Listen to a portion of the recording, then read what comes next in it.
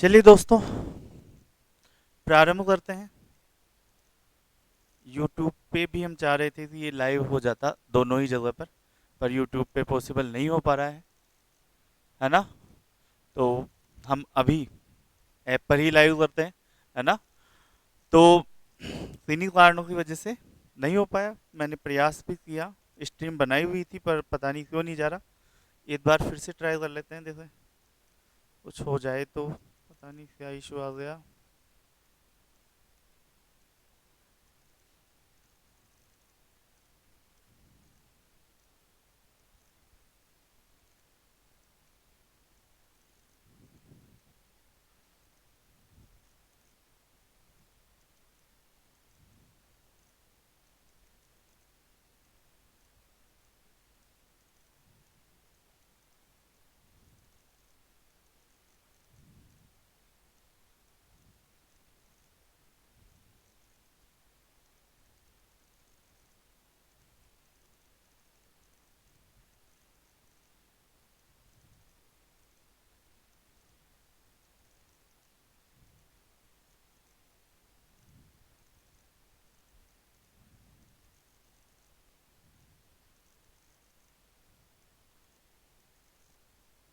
हो ही नहीं रहा है, हो ही नहीं पा रहा है।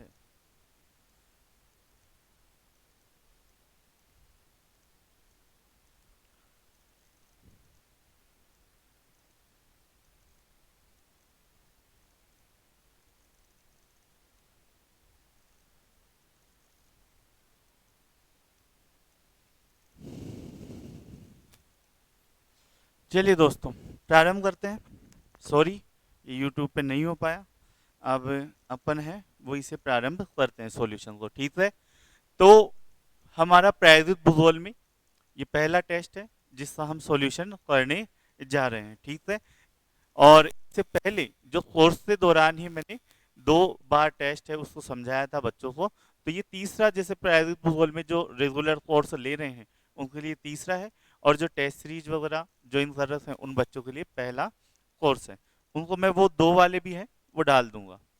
साथ ही साथ जो यूट्यूब पे देखने वाले बच्चे हैं उनको मैं बता दूं कि कल 6 बजे तक आप, वो दोपहर 12 बजे तक है, वो आप हमारी टेस्ट सीरीज ज्वाइन कर सकते हैं, जिसमें आपको 151 रुपीज़ में ही टेस्ट सीरीज अवेलेबल है, जिसमें वीडियो सॉल्यूशन वगैरह सब कुछ आपको मिलने वाला है। साथ ही साथ जो दोस्त फुल लेंथ कोर्स लेना चाहते हैं, फुल कोर्स लेना चाहते हैं ज्योग्राफी से और पॉलिटिकल साइंस से, NET JRF, RPSC first grade, PGT, DSSB, इन सभी में आपको 30% ऑफ है, वो मिल रहा है सुपर 30 कोड यूज करने के बाद में, ठीक है। चलिए, तो पहला प्रश्न हम देखते हैं। रोटामीटर है मानचित्र पर क्षेत्रफल मापने का यंत्र, भूतल का कोण और ढाल मापने का यंत्र, मानचित्र पर दूरी मापने का यंत्र, या मानचित्र को लघुकरण और विवर्धन करने का यंत्र। रोटामीटर ये किस काम में आता है? सुबिता जी सी बता रहे हैं, अरुणा भी सी बता रही है। तो मानचित्र पर दूरी मापने का यंत्र है वो रोटामीटर है। तो मानचित्र पर दूरी मापने का एक और हमने यंत्र बताया था आपको, वो कौन सा है? रोटामीटर है एक तो, और एक कौन सा आ जाएगा? ओपिसो मीटर। कौन सा? ओपिसोमीटर। एक तो रोटामीटर और एक दूसरा कौन सा? ओपिसोमीटर हो जाएगा। चलिए, दीपक जी ने भी सी आंसर सही दिया है, और इस टेस्ट से टॉपर भी यही थे, ठीक है। दूसरा, क्षेत्रफल मापने का यंत्र है वो कौन सा है? प्लेनीमीटर। क्षेत्रफल मापने का यंत्र कौन सा है? प्लेनीमीटर। कोण और ढाल मापने के लिए कौन से यंत्र का हम यूज में लेते हैं? तो वो यंत्र आ जाता है क्लाइनोमीटर। क्लाइनोमीटर यंत्र का प्रयोग करते हैं। और लघुकरण और विवर्धन के लिए कौन से यंत्रों का प्रयोग हम करते हैं? ठीक है, तो सबसे महत्वपूर्ण और बढ़िया यंत्र कौन सा है? पेंटोग्राफ। ठीक है, हो गया रिवाइज। तो पेंटोग्राफ है वो इसमें सबसे महत्वपूर्ण यंत्र आता है। चलिए, नेक्स्ट पे चलते हैं। साइनोमीटर यूज में होता है आकाश का कालापन और नीलापन मापने के लिए। समय मापी यंत्र है, विकिरण की तीव्रता मापने के लिए, या गैस का दबाव मापने के लिए। तो सभी दोस्त हैं वो जल्दी जल्दी आंसर दे दो। साइनोमीटर किस लिए होता है?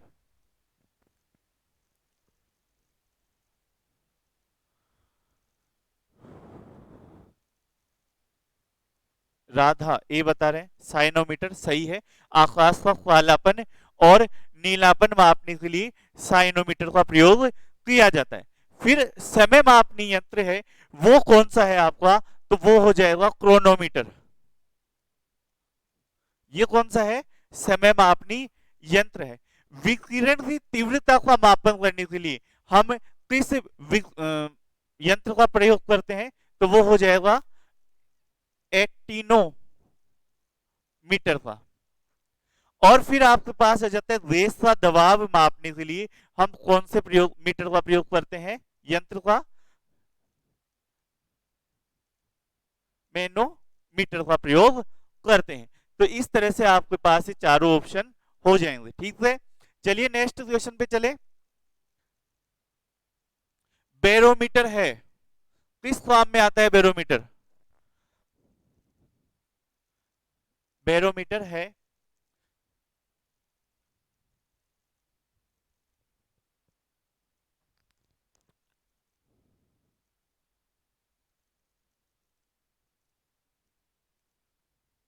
तो क्षेत्रफल मापने के लिए तो कौन सा यंत्र प्रयोग में होता है? प्लेनीमीटर। ठीक है, क्षेत्रफल मापने के लिए कौन सा? प्लेनीमीटर। और वायुदाब मापने के लिए बैरोमीटर। तो इसमें आंसर कौन सा हो जाएगा? डी आंसर है वो सही हो जाएगा। अब मुझे बताओ, आपेक्षिक आर्द्रता, आपेक्षिक आर्द्रता मापने के लिए हाइग्रोमीटर। और जल का घनत्व मापने के लिए किसका प्रयोग हुआ? हाइड्रोमीटर। तो इस तरह से इनका प्रयोग हो जाएगा। तो बैरोमीटर आ जाएगा किसके लिए? वायुदाब के मापन के लिए। स्थलाकृति मानचित्र के बारे में असत्य है, असत्य बताना है स्थलाकृति मानचित्रों के बारे में। तो चार स्टेटमेंट है, उनमें से एक स्टेटमेंट है वो निश्चित रूप से गलत होने वाला है, और जो गलत है उसे आप पढ़ें, अच्छे से समझें और मुझे आंसर बताएं कौन सा स्टेटमेंट है वो स्थलाकृति मानचित्रों के लिए गलत होगा।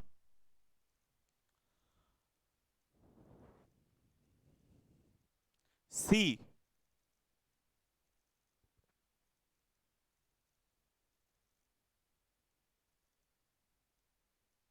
सी आंसर मुकेश जी सही है, राधा और 777 अरुणा, तीनों का ही सही आंसर है। सी आंसर है वो सही है। ये वृहद मापक मानचित्र होते हैं, सही है, बड़ी मापनी पर बनाए जाते हैं। हमने पढ़ा है मापनी के आधार पर ये क्वेश्चन यहां से आना ही आना है, ये ध्यान रख लेना, इसको अच्छे से तैयार कर जाना। दो तरह के मानचित्र हमने पढ़े थे, एक तो होते हैं वृहद मापक और दूसरा कौन सा होता है? लघु मापक। वृहद मापक में जो आरएफ हम निकालते हैं तो एक अनुपात में ये छोटे होते हैं। ठीक है, एक अनुपात 10,000, 15,000, 20,000, 1 लाख, 2 लाख, 2.5 लाख तक यह होते हैं। और लघु मापक में जो आरएफ निकालते हैं हम, एक अनुपात 10 लाख, 50 लाख, 1 करोड़, 2 करोड़, 23 करोड़, यहां तक के मापक होते हैं। ठीक है, वृहद मापक मानचित्रों को हमने दो भागों में बांटा था। ठीक है, एक तो कौन से? स्थला मानचित्र और दूसरे भू सम्मित मानचित्र। लघु मापनी पे हमने दीवारी मानचित्र और एटलस मानचित्र।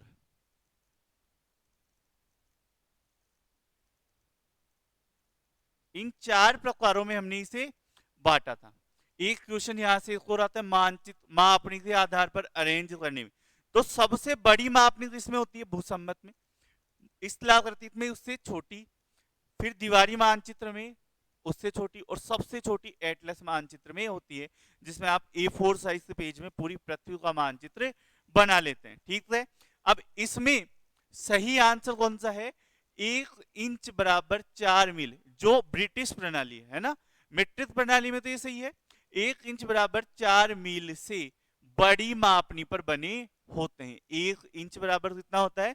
4 मील से बड़ी मापनी पर ये बने होते हैं। छोटी वाला यहाँ पर गलत हो जाएगा, बड़ी होता तो ये भी सही होता। बाकी ये वृहद मापक होते हैं, 1:2.5 लाख से बड़ी मापनी पर ये बने होते हैं, यानी 1:2.5 लाख है तो 1:1 तो हो जाएगा 5 लाख, 1 से 1:1 लाख। इनमें से बड़ी कौन सी और लघु कौन सी है? इनमें से बड़ी है ये वाली, और लघु कौन सी है? ये वाली। तो हमेशा 2.5 लाख से छोटे पर ही ये बनते हैं। इन मानचित्रों में भौतिक और सांस्कृतिक लक्षणों को आप आसानी से दर्शा सकते हैं उस क्षेत्र के बारे में, और देखकर आसानी से पहचान भी सकते हैं कहाँ पर पहाड़ है, कहाँ पर झील है, कहाँ पर नदियां हैं, कहाँ पर भवन बने हुए, भवन से बना हुआ क्षेत्र है, रोड कहाँ से जा रही है। तो ये सारी चीजें आप इससे आसानी से पहचान सकते हैं। तो सी आंसर इसमें गलत हो जाएगा। फिर आ जाता है भारतीय सर्वेक्षण विभाग का मुख्यालय है, ये कहां पर है? भारतीय सर्वेक्षण विभाग का मुख्यालय कहां पर है?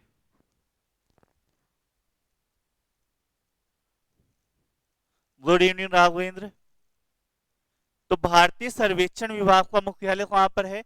देहरादून में है। कब बना था ये? 1767 में इसकी स्थापना हुई थी। देहरादून में इसकी स्थापना हुई थी 1767 में। ठीक है, निम्न में से किस स्थान पर भारतीय सर्वेक्षण विभाग का क्षेत्रीय कार्यालय नहीं है? क्वेश्चन हमेशा ध्यान में पढ़ना, एग्जाम दो तभी भी।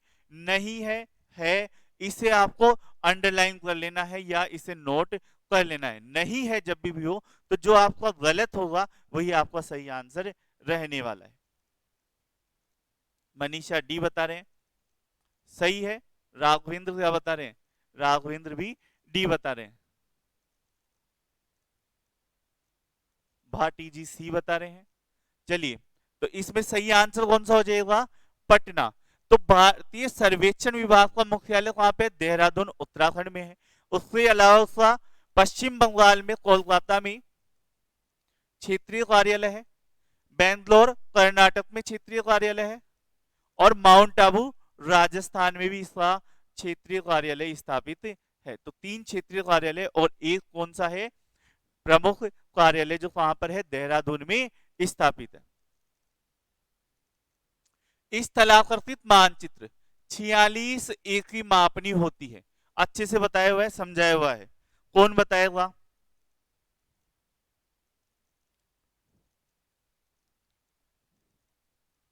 सही आंसर मापनी RF बराबर 2.5 लाख, RF बराबर 10 लाख, RF बराबर 1,50,000, RF बराबर 25,000, RF बराबर 50,000। बी बता रहे हैं राघवेंद्र। ये स्थलाकृतिक मानचित्र 1:10 लाख है, वो होता है 46 ओनली। जो सीट नंबर है वो 46 है। ठीक है, इसे मिलियन मानचित्र भी बोलते हैं। मिलियन है ना 10 लाख, शॉर्ट में क्या बोलते हैं? एम मानचित्र।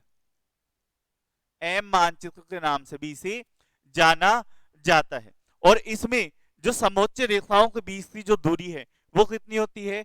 200 मीटर या 250, 200 मीटर या 500 फीट के आसपास की इसमें दूरी होती है। इस स्थलाकृतिक मानचित्र जो सीट नंबर 46 पे बनता है उसकी RF कितनी होती है? 1:2.5 लाख उसकी RF मानी जाती है। ठीक है, इसे डिग्री सीट या चौथाई सीट के नाम से भी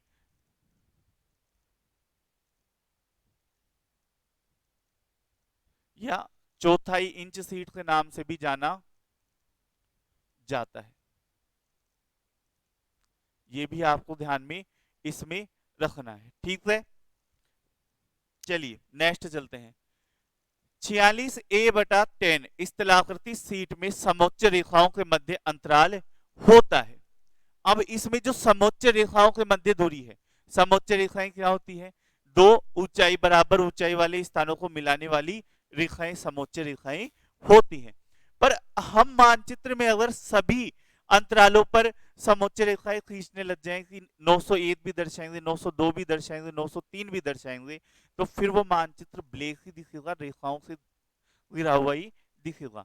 तो हम इसका सॉल्यूशन क्या करते हैं, एक पैमाना लेते हैं, मापनी लेते हैं, उस मापनी के अनुसार समोच्च रेखाओं के मध्य दूरी रखते हैं। जैसे बिलियन मैप बनाना है तो उसमें मापनी आपने ली 1:10 लाख।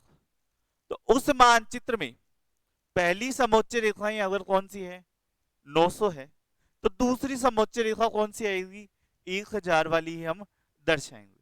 तो इसी प्रकार जो 46a/10 जो स्थलाकृतिक शीट है, स्थलाकृतिक मानचित्रों में, उसमें समोच्च रेखाओं के मध्य जो अंतराल है वो कितना रहने वाला है, सी सी सी बी।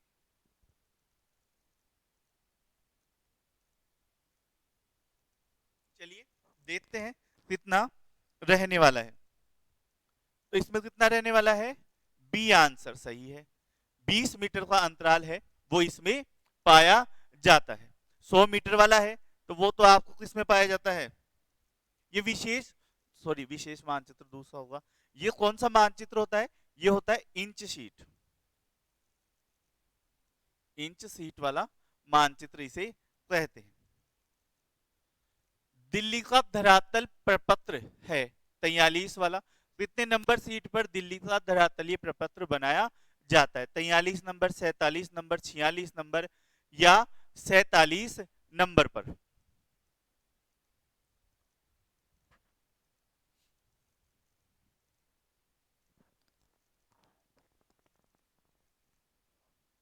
स्थलाकृतिक मैप की पीडीएफ यार सारी भेज दी, ऐसी बात नहीं है।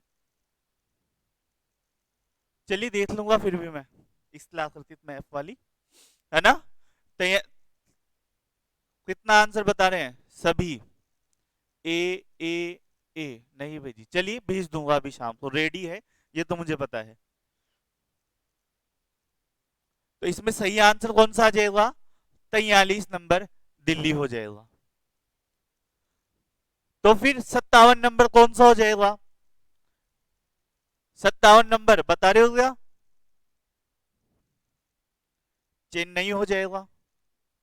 अब दिल्ली वाला पूछा तो ये तो सही बता दिए, और आगे 46 नंबर ये कौन सा हो जाएगा,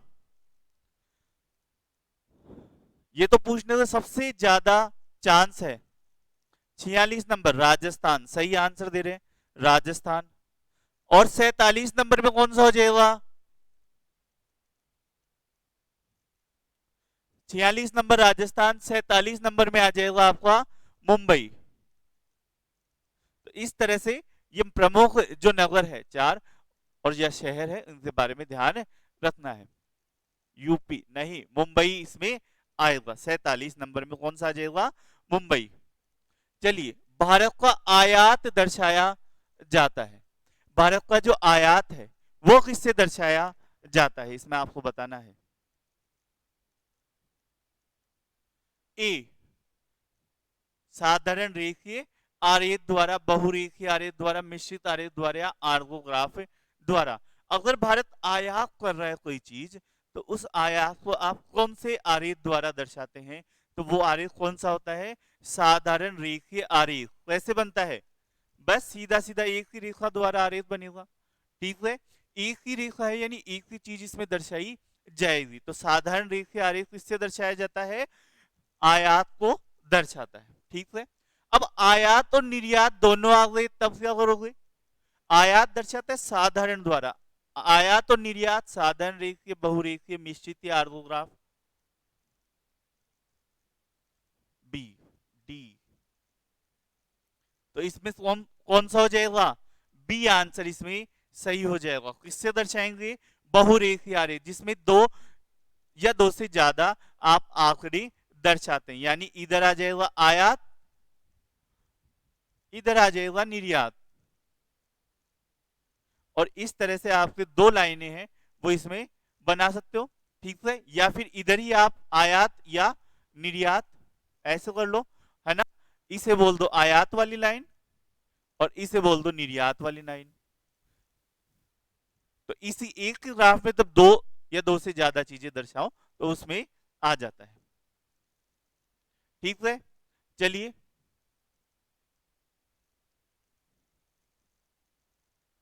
आर्गोग्राफ उदाहरण है, एक सेकंड रुकना।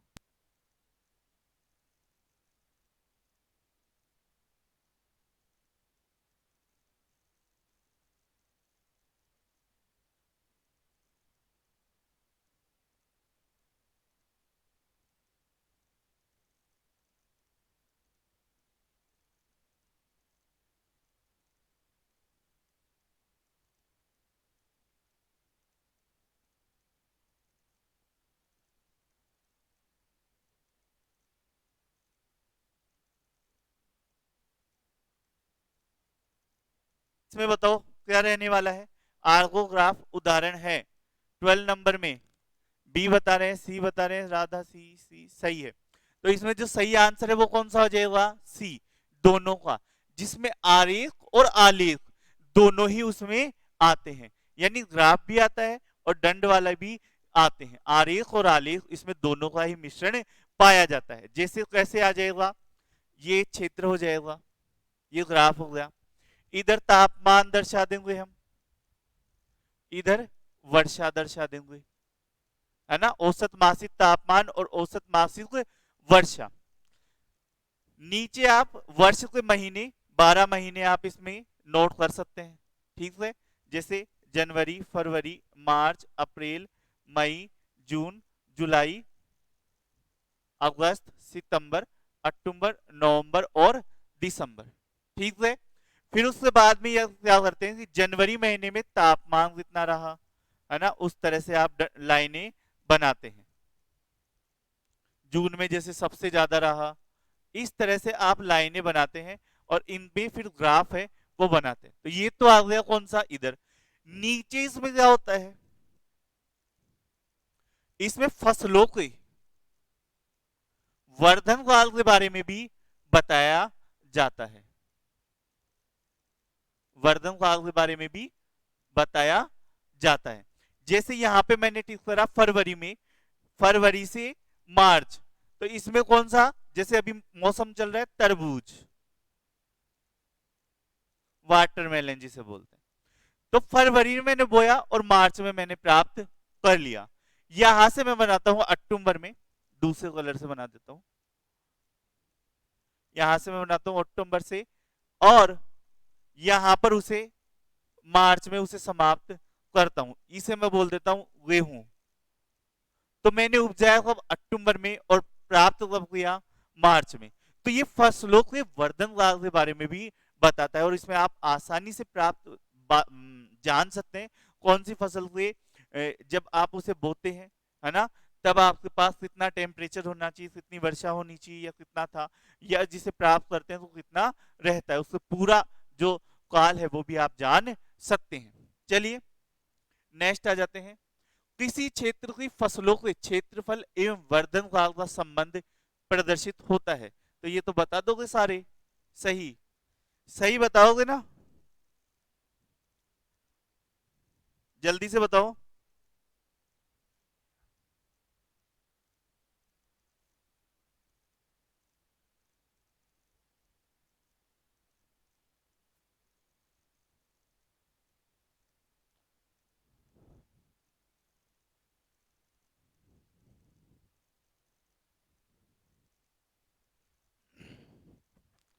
थर्टीन नंबर में ए सही है, ए सही आंसर है। आर्गोग्राफ अभी तो बताया, है ना, फसलों के वर्धन काल और उसके क्षेत्रफल के बारे में भी बताया जाता है। तो किसमें बताया जाता है, आर्गोग्राफ में बताया जाता है। चलिए नेक्स्ट, किसी स्थान के मासिक तापमान एवं मासिक वर्षा प्रकट की जाती है। किसी स्थान का मासिक तापमान और मासिक वर्षा है वो कौन से ग्राफ के द्वारा प्रदर्शित किया जाता है? ये बताओ। किसी स्थान से मासिक तापमान और मासिक वर्षा है वो दर्शाई जाती है। ए ए ए ए नहीं होगा। कौन सा होने वाला है इसमें? 14 नंबर में ये कौन सा हो जाएगा? बी, क्लाइमेटोग्राफ द्वारा। किसी स्थान से मासिक तापमान और मासिक वर्षा को क्लाइमेटोग्राफ द्वारा दर्शाया जाता है। घड़ी आरेख है, कौन सा आरेख है जिसे हम घड़ी आरेख भी कहते हैं, ध्रुवीय आरेख भी कहते हैं? कौन सा है? आर्गोग्राफ, क्लाइमेटोग्राफ, हीदरग्राफ या क्लाइमोग्राफ?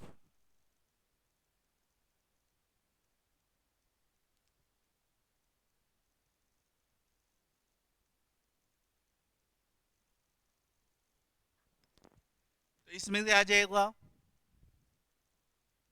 बी आंसर आ रहे हैं क्या? बी, मनीषा भी बता रहे हैं, मुकेश। चलिए, तो इसमें आंसर आ जाएगा बी, क्लाइमेटोग्राफ। जो अभी पहले वाला था औसत मासिक वर्षा और मासिक तापमान को दर्शाता है।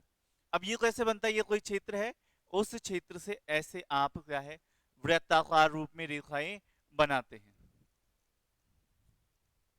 वृत्ताकार रूप में क्या है रेखाएं बनाते हैं। जैसे ये 0 डिग्री टेम्परेचर को दर्शाता है, ये 10 को, ये 20 को, ये 30 को, है ना। और वर्षा में मान लेते हैं ये 0 को, ये 30 को, ये 90 को, ये 120, है ना। अलग अलग लाइनों के अलग अलग मान दे देते हैं। जैसे ये 10 डिग्री सेल्सियस, ये 20 डिग्री सेल्सियस, ये 30 डिग्री सेल्सियस। और यही लाइनें अगर हम वर्षा की बात करें तो ये दर्शाती है 30 mm या सेंटीमीटर, 60 सेंटीमीटर, 90 सेंटीमीटर वर्षा को दर्शाते हैं। अब क्या करते हैं, वर्षा के लिए मान बना लेते हैं और इसे भागों में बांट देते हैं। जैसे जनवरी, फरवरी, मार्च, अप्रैल, मई, जून, जुलाई, अगस्त, सितंबर, अक्टूबर, नवंबर, दिसंबर। जनवरी में कितना रहा वर्षा, इस तरह से आप इसे बनाते हैं। ये वर्षा वाला माप आ गया, ठीक है। जनवरी में टेम्परेचर कितना रहा, कम रहा, ये टेम्परेचर वाला मान आ गया, ठीक है। और वर्षा वालों को डॉट डॉट से दर्शाते हैं, टेम्परेचर को सिंपल। तो ये ध्रुवीय चार्ट, ऐसे ध्रुव का मध्य प्रक्षेप जो हम बनाते हैं वैसा दिख रहा है ना, इसलिए इसे घड़ी आरेख या ध्रुवीय आरेख भी कहा जाता है, ठीक है। समझ गए? अब आ जाते हैं नेक्स्ट पे। क्रेन का अर्थ है, क्रेन जो है वो क्या है? क्रेन का अर्थ है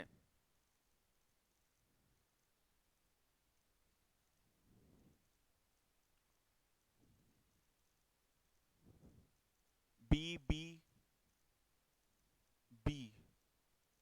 देखते हैं क्रेन, सही ढंग से देख लेना क्या है, ठंडी और शुष्क। कैसी होती है? ठंडी और शुष्क। एक ग्राफ बनता है ऐसा, इसमें 4 दिशाएं दी हुई रहती है। इधर होता है शुष्क, और जैसे जैसे इस लाइन पे जाते जाते हैं तो हमारे पास आता जाता है आर्द्र। यहां पे होता है ठंडा, और जैसे जैसे ऊपर जाते हैं क्या होता जाता है? गर्म।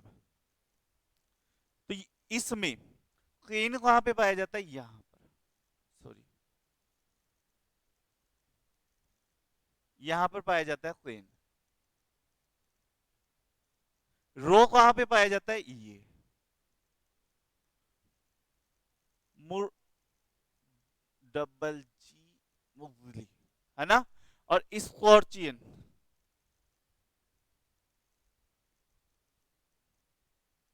ये पाई जाती है यहां पर, ठीक है। अब ये क्रेन क्या बताता है? शुष्क है और ठंडी और गर्म। तो ये कैसी है? शुष्क और ठंडी और गर्म है, वो सॉरी ठंडी और शुष्क हवा है। रो कैसी है? आर्द्र है और ठंडी हवा है, यानी उसमें आर्द्रता भी है और ठंडी हवा भी है। ठीक है, मूर्ति क्या है, गर्म और आर्द्र हवा है, और इस फ्लोर चिन्ह क्या है, शुष्क और ठंडी हवा है। तो इस तरह से हम इन्हें बांटते हैं। ठीक है, तो ये चारों याद रखना, ये चारों से क्वेश्चन आ सकता है। ठीक है, क्लाइमोग्राफ में है, ये क्लाइमोग्राफ में बनता है। किसमें बनता है, क्लाइमोग्राफ में बनता है। मानव के कार्यों पर जलवायु के प्रभाव को दर्शाने के लिए प्रयोग किया जाने वाला आरेख है, वो कौन सा है। मानव के कार्यों पर जलवायु के प्रभाव को प्रदर्शित करने वाला जो ग्राफ है वो कौन सा है, ये आपको बताना है। आर्गोग्राफ हमने समझ लिया, क्लाइमेटोग्राफ समझ लिया, हीदरग्राफ है वो नहीं समझा, और क्लाइमोग्राफ है वो हमने समझ लिया। मानव के कार्यों पर जलवायु के प्रभाव को दर्शाने वाला जो ग्राफ है वो कौन सा है।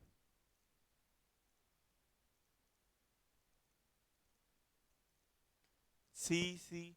अब इसमें है जो बच्चे आप क्या कर रहे हो, सभी के सभी ए बी सी दे रहे हो, और मुझे नहीं पता चल रहा कि कौन से स्टूडेंट ने कितने नंबर क्वेश्चन के आंसर दिए हैं। ठीक है, तो आपको क्या करना है, जैसे क्वेश्चन नंबर कौन सा है 17A, ऐसे देना है, या बी, जो भी आपका ओपिनियन है वो लिखना है, और क्वेश्चन नंबर उसके साथ साथ लिखना है, जिससे मुझे क्लियरिटी आए कि हाँ इस बच्चे ने ये आंसर दिया है। मनीषा डी बता रहे हैं, सही है, क्लाइमेटोग्राफ, डी इसमें सही आंसर, क्लाइमोग्राफ है ना, क्लाइमोग्राफ इसमें सही आंसर रहने वाला है। चलिए नेक्स्ट पे चलते हैं। मासिक तापमान व मासिक वर्षा को दर्शाता है, तो इसमें वही है, ये क्वेश्चन थोड़ा सा रिपीट हो गया।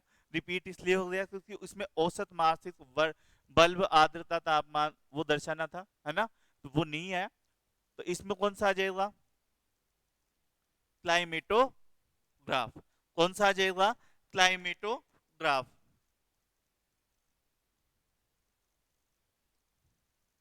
वो क्वेश्चन भी डाल देंगे। कोरोक्रोमेटिक विधि, रंग रेखा विधि का प्रयोग नहीं आता है, ये देख लेना, नहीं आता है। यानी रंग रेखा विधि यानी रंग से रंग प्रदर्शित करना, किसी भी चीज है, किसी भी स्थान में जो विविधताएं आ रही है, जैसे घनत्व में आया, किसी क्षेत्र में आया, तो उसे रंग के द्वारा प्रदर्शित करना। तो इसमें कौन सी विधि का प्रयोग है, कौन से जो मानक है, जैसे प्रशासनिक मानचित्र, राजनीतिक मानचित्र, उच्चावत मानचित्र, ये राष्ट्रीय आय, इसमें रंग का प्रयोग नहीं किया जाता है, या कोरोस्क्रेमेटिक विधि का प्रयोग नहीं होता है।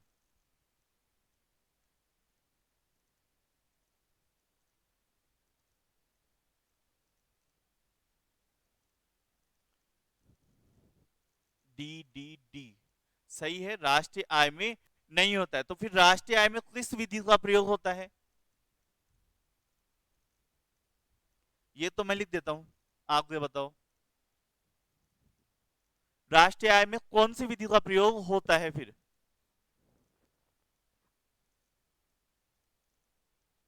चलिए, इसमें होता है कोरो प्लेट विधि का।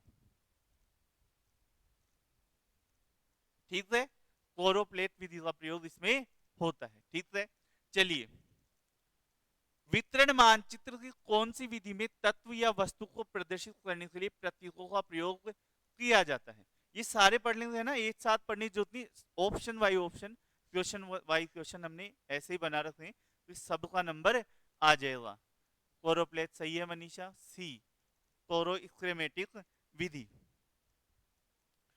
20 नंबर क्वेश्चन में आंसर बताना है, तो सही हो जाएगा कौन सा, कोरोस्क्रेमेटिक विधि। वर्ण प्रतीकी विधि से बोलते हैं, हिंदी में क्या बोलते हैं, वर्ण।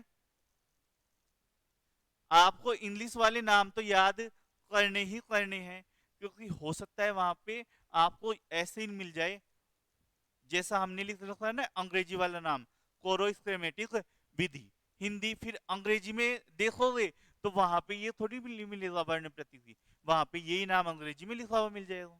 ठीक है, तो मोस्टली जो ये प्रैक्टिकल वाले क्वेश्चन है और जिसमें ये वितरण मानचित्र वाले हैं, उनका अंग्रेजी नाम ही ज्यादातर पूछा जाता है। जब उसने बोल ही दिया वर्ण प्रतीकी, तो आप प्रतीक द्वारा दर्शाते हैं तो आप वैसे ही सही कर दोगे, इसलिए वो क्या करते हैं, अंग्रेजी नाम देते हैं। तो आपको ज्यादातर अंग्रेजी नाम इसमें याद करके जाने हैं, ठीक है। तो वर्ण प्रतीति विधि द्वारा इसमें क्या करेंगे, जैसे कोई सांकेतिक अक्षर है,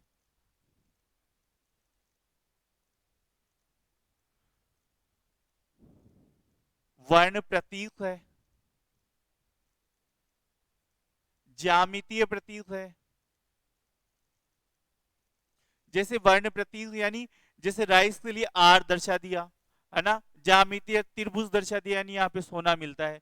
यानी कुछ भी ऐसे हम प्रतीक बना देते हैं और वहां पे जहां पे हमें स्थापित करना हो वहां पे स्थापित कर देते हैं। जैसे हम बोले कि भारत में राइस उत्पादन वाले क्षेत्र कौन कौन से है, तो ये क्षेत्र राइस वाला है तो आर, ये क्षेत्र राइस वाला है तो इसमें आर लिख देंगे, वीट वाला है तो यहाँ पर वीट लिख देंगे, यहाँ पर वीट लिख देंगे। तो इस तरह से हम इन्हें प्रदर्शित करते हैं, तो ये इसमें आता है, ठीक है। अब आ जाओ नेक्स्ट में, कोई भी डाउट हो कोई भी किसी भी चीज में बच्चों तो पूछ लेना, ठीक है। सारे दोस्त हैं, सभी मिलकर किसी भी क्वेश्चन में किसी भी ऑप्शन में डाउट हो तो पूछ लेना, ठीक है। अब आ जाते हैं, प्रति वर्ग किलोमीटर जनसंख्या घनत्व को वितरण मानचित्र में कौन सी विधि में सबसे अच्छी तरीके से दर्शाया जा सकता है। प्रति वर्ग किलोमीटर जनसंख्या घनत्व को वितरण मानचित्र की कौन सी विधि में सबसे अच्छे तरीके से दर्शाया जा सकता है, ये आपको बताना है।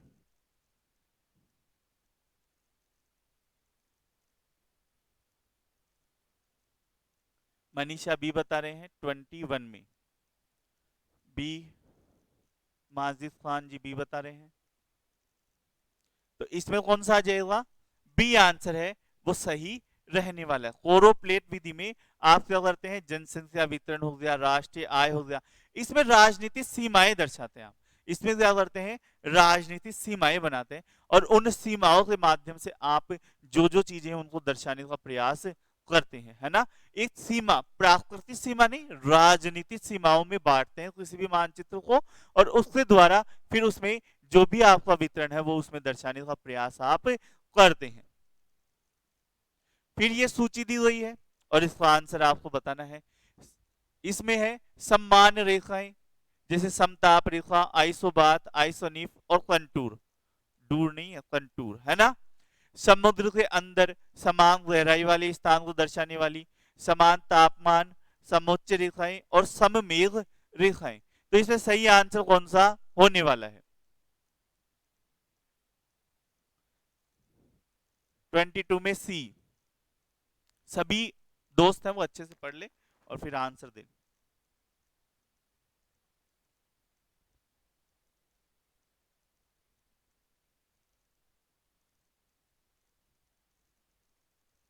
सी, समताप रेखा यानी समान तापमान वाले स्थानों को दर्शाने वाली। आइसोबात ये क्या हो जाएगा, समुद्र के अंदर समान गहराई वाले स्थानों को दर्शाने वाली। आइसोनेफ समान मेघ को दर्शाने वाली, और कंटूर रेखाएं समोच्च रेखाएं होती है जो समान ऊंचाई को दर्शाने वाली रेखाएं होती है। तो सही आंसर कौन सा हो जाएगा, पहले में बी, पहले में बी, बी यानी ये भी नहीं होगा, डी भी नहीं होगा, ए भी नहीं होगा, या तो बी होगा या सी होगा। दूसरे में ए, दूसरे में ए तो ये भी नहीं हो सकता, तो आंसर सही कौन सा हो जाएगा, सी आंसर आपका हो जाएगा। किसी एक में कंफ्यूजन हो तो आप इस तरह से भी एलिमिनेशन वाले टेक्निक से इसे कर सकते हैं, ठीक है। चलिए,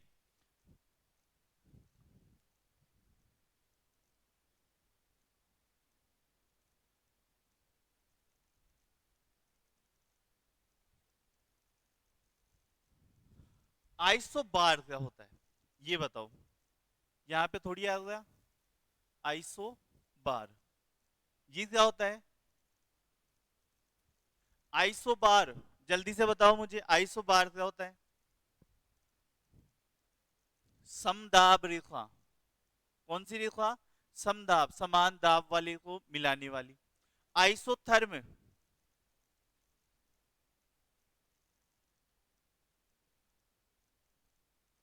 आइसोथर्म क्या होता है, जल्दी जल्दी बताया जाओ।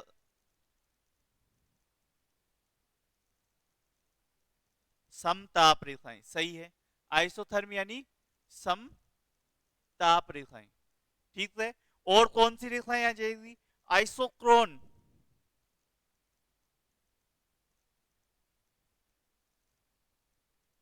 ये कौन सी रेखाएं? आइसोक्रोन रेखाएं कौन सी है?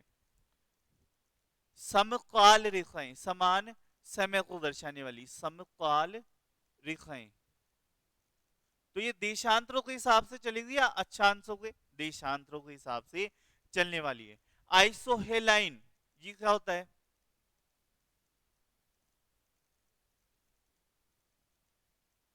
समलवणता, समलवणता रेखाएं। आइसोहेलाइन यानी समलवणता रेखाएं। जल्दी से बताते जाओ, सभी का देख रहा हूं मैं।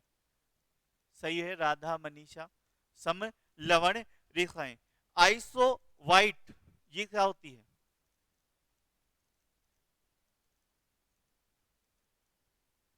समवर्षा रेखा।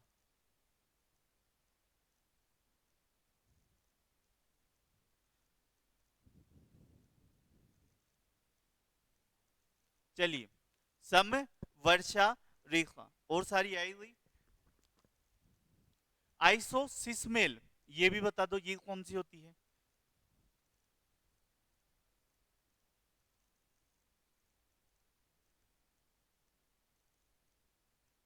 ये रेखाएं कौन सी होती है?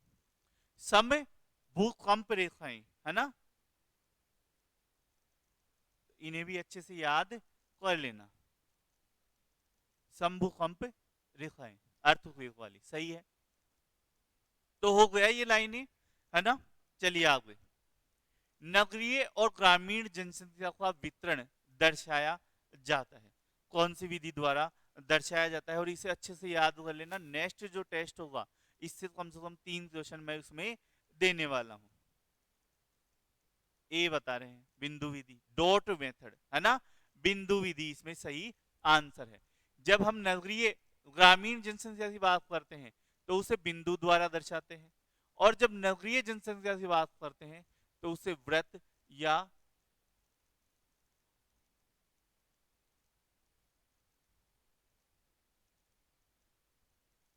गोले द्वारा दर्शाते हैं, ठीक है।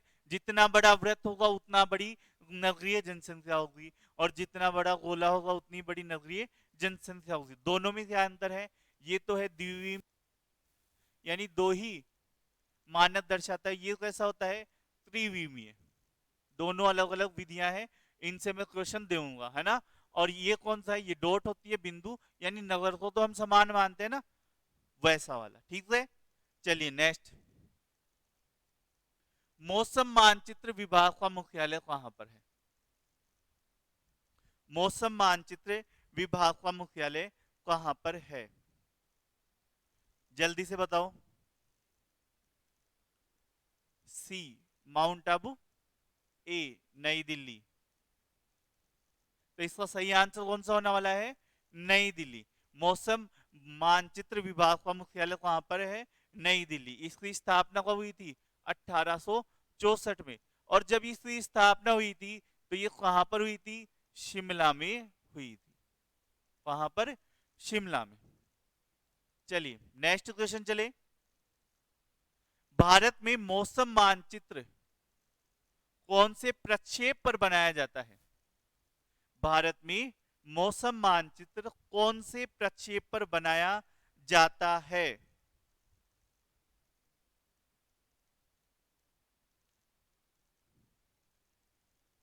CCAA कौन से प्रक्षेप पे बनाया जाता है? मर्केटर प्रक्षेप पर यह है मौसम मानचित्र भारत में आपका बनाया जाता है। कौन से प्रक्षेप पे बनाया जाता है? मर्केटर प्रक्षेप पर मौसम मानचित्र भारत में बनाया जाता है। सिट्स महोदय द्वारा विकसित तापमापी कौन सी है? स्वतः तापमापी, उच्चतम न्यूनतम तापमापी, या साधारण तापमापी, या स्टैंडर्ड तापमापी?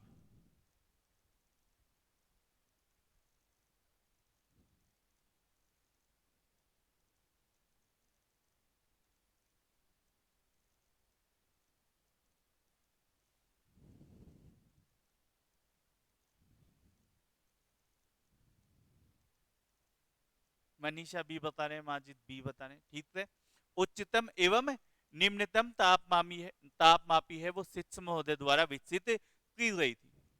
फिर आ जाता है नेक्स्ट, स्टैंडर्ड सेंटीग्रेड ताप मापनी को फ़ारेनहाइट मापनी में संबंध दर्शाने का सूत्र कौन सा है?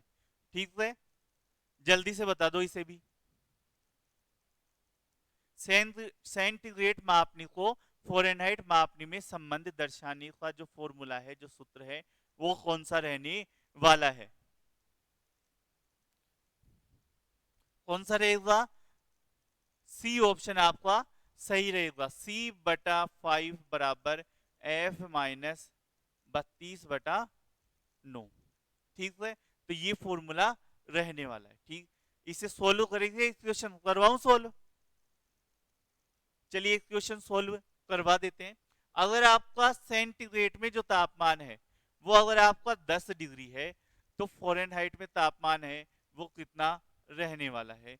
आपको सीधा सीधा इसे सोल्व करके बताना है। ठीक है, तो इसमें क्या करोगे, मान दिया 10, सी की जगह 10/5 बराबर एफ माइनस 32/9। 5 से 10 गया तो कितना आया? 2। तो 2 इंटू ये 9 इधर आ जाएगा, तो भाग में था इधर, इंटू में हो जाएगा, बराबर एफ माइनस 32। कितना हो जाएगा? 9 दूनी 18, और माइनस 32 है तो माइनस वाला इधर आएगा तो प्लस 32, बराबर एफ कितना हो गया? 50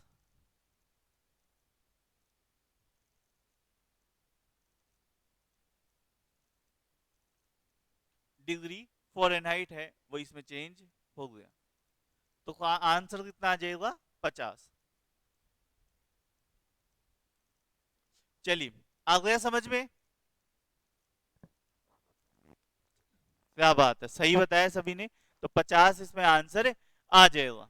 चलो नेक्स्ट आ जाएगा, निद्रव वायुदाब मापी का आविष्कार किया था। निद्रव वायुदाब मापी का आविष्कार किया था टेरिसेली ने, फॉर्टीन ने, लूशियन विडाई ने या एवनी ने?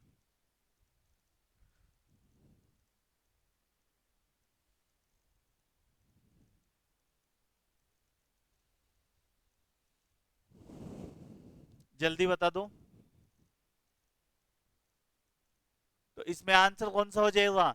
लूशियन विडाई ने। लूशियन विडाई ने इसका आविष्कार किया था। निद्रव वायुदाब मापी, है ना, इसका मतलब क्या है? इसमें आर्द्रता का प्रयोग नहीं होता है। ठीक है,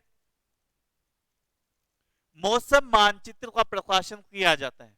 भारत में जो मौसम मानचित्र है उनका प्रकाशन कहां से होता है? शिमला से होता है, पुणे से होता है, नई दिल्ली से होता है, या माउंट आबू से होता है? मौसम मानचित्रों का प्रकाशन कहां से होता है?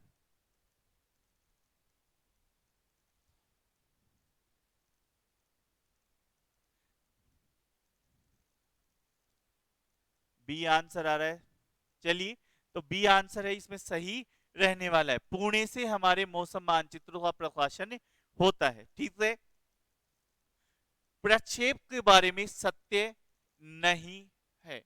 प्रक्षेप जो है मानचित्र में, उसके बारे में 4 स्टेटमेंट दिए हुए हैं आपको, और आपको बताना है सत्य नहीं है।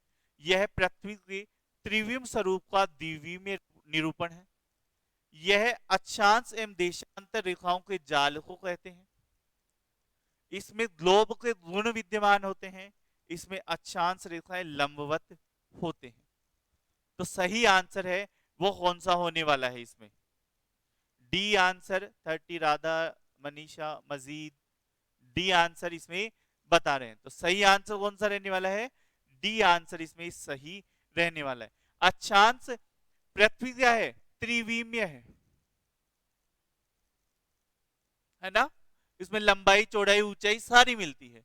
लेकिन उसका प्रक्षेप द्वारा जब आप मानचित्र बनाते हैं, है ना, तो वो त्रिविम से क्या हो जाता है?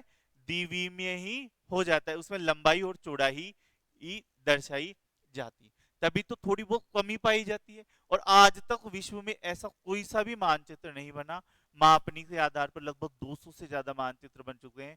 ऐसा मानचित्र नहीं बना जो सही सही आकृति, सही दिशा, सही क्षेत्रफल पृथ्वी का दर्शा पाए। क्यों? क्योंकि त्रिविम से द्विविम में आओगे तो थोड़ा सा चेंज तो उसमें मिलता ही मिलता है। फिर ऊपर से पृथ्वी गोला है और हमें जो मानचित्र है पृथ्वी को ऐसी है और हमें इसे दर्शाना है इस पेज पर ऐसे, तो ये भी एक समस्या है। ठीक है, जैसे प्रशांत महासागर को ऐसे खोल कर दर्शाते हैं ना, वैसे दर्शाना पड़ेगा। तो ये भी इस वजह से भी कभी भी शुद्ध आकृतियां आपको नहीं मिलती। अक्षांश और देशांत रेखाओं का जाल है। हाँ, अक्षांश रेखाएं ऐसे लंबवत होती है और देशांत रेखाएं ऐसे क्षैतिज खींची जाती है। तो इन अक्षांश और देशांत रेखाओं का एक जाल है। इसमें ग्लोब के जो सभी गुण हैं वो इसमें विद्यमान होते हैं। और ये लंबवत नहीं होती, अक्षांश रेखा कैसी होती है, क्षैतिज होती है, और देशांतरीय रेखाएं हैं वो आपके लंबवत होती है। तो ये थे 30 क्वेश्चन, है ना। ये टेस्ट अपना पूरा हो गया है और रोज मॉर्निंग में शेड्यूल डाल दूंगा सभी को, है ना। तो उस टाइम पर हम रोज एक पेपर है उसका सॉल्यूशन करेंगे। 10 तारीख से जो बड़े पेपर है आज से जो प्रारंभ हो जाएंगे, है ना, बड़े पेपर है वो आज से प्रारंभ हो जाएंगे 100 क्वेश्चन वाले। तो 10 तारीख से उनका सॉल्यूशन भी रहेगा, साथ साथ जो छोटे टॉपिक है उनका भी सॉल्यूशन प्रारंभ कर देंगे। ठीक है, और कोई इन 30 क्वेश्चंस में कोई डाउट हो तो पूछ लो।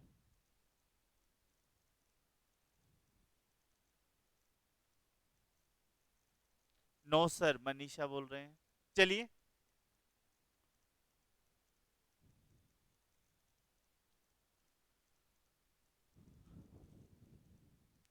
किसी भी बच्चे को कोई भी डाउट हो, आज ऑनलाइन यूट्यूब वाले से नहीं हो पाया, चलिए